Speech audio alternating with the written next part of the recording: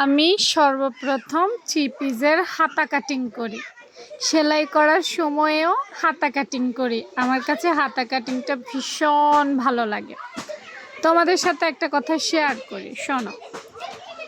হাতাটা কাপড়ে তোমরা অনেকেই দেখো আপু খুব সহজে কাটিং করে ফেলি, তাই না?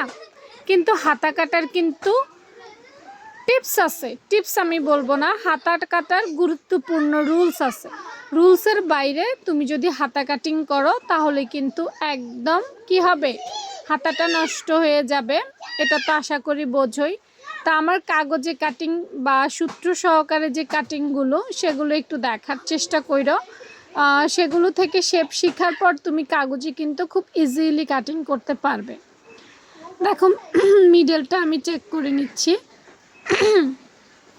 মিডলটা চেক করে নিচ্ছি বারবার করে, প্রিন্ট যেন ঠিকঠাক থাকে।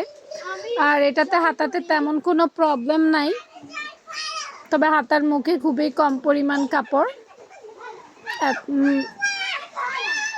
দুটো হাতা সমান করে একটার উপর আরেকটা বিছিয়ে নিয়েছি।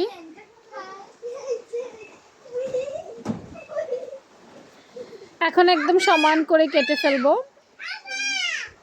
এখানে কিছু নিচে কিছু আঁকা বাঁকা ছিল, সেটা সমান করে নিলাম।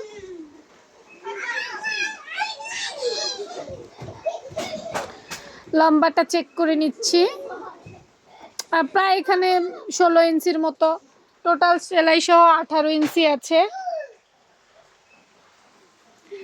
ডাউন শেপটা সুন্দর করে কেটে নিলাম। এটা কিন্তু শিখতে হবে তোমাদেরকে।